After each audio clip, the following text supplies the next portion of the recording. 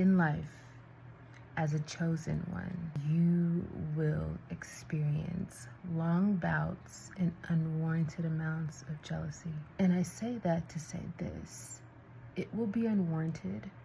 Oftentimes it will be from the closest people to you. It'll be from family and it'll be from friends, mostly. Because it's so close to you, it hurts the most. The pain from coveting, envy, jealousy, all that, for me, it's been unbearable, simply because I love hard and I don't have it in my heart to be jealous of, people that I love. I am typically very happy for other people, even in moments where I've felt that, well, when is it my turn? Because let's be honest, everyone feels that. I don't in turn have the feeling of, oh, I'm jealous of you because it's not my turn. It's just the simple, oh, when is it my turn? But there are people out there that actually have that notion. Why is it your turn if it's not my turn? That's just not how God works. God works in a way where He wants us to all remain obedient in whatever season that we're in, and understanding that everyone gets their turn, but everyone's turn will look different when it comes time. Coveting is such a sinful nature to adopt or to have or to maintain or suddenly feel. And the thing is we are in a human experience, so you will feel these things.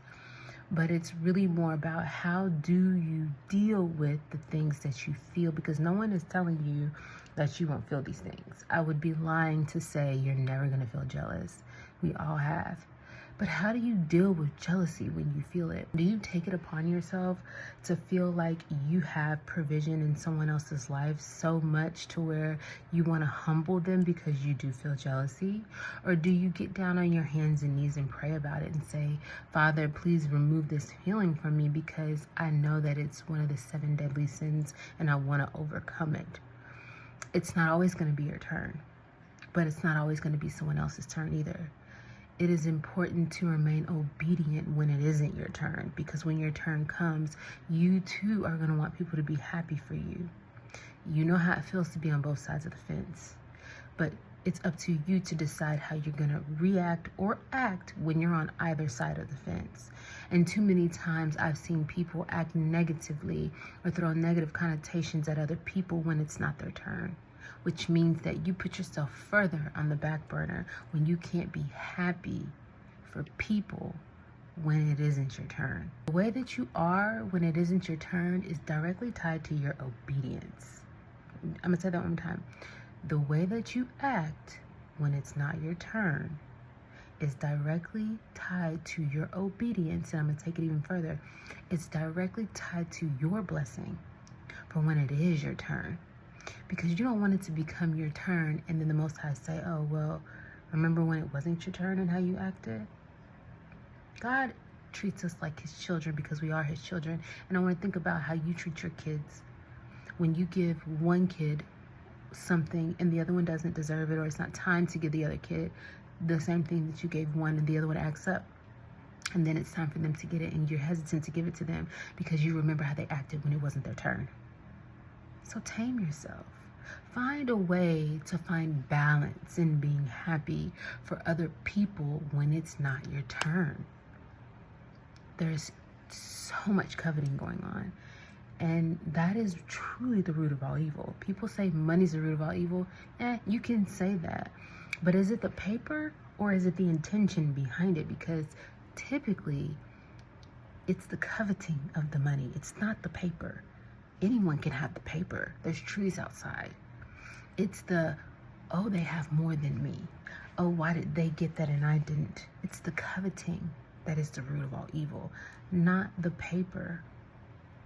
Always remember God's provision and God's purpose in your life, and don't steer away from that. I know it's hard. It's hard for me.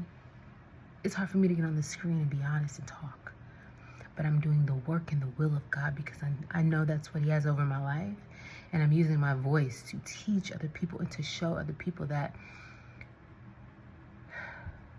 if you are obedient, You will be blessed. And obedience is not an overnight thing. Obedience is, I close my eyes and I'm faithful and I walk in the dark knowing that you will light my way even when I can't see. And I will remain obedient until it's everlasting. You are to be obedient forever in your life. And even when you mess up, you come back. So, go in peace. Do not covet after one another. I'm going to say this again. Do not covet after one another. Don't covet.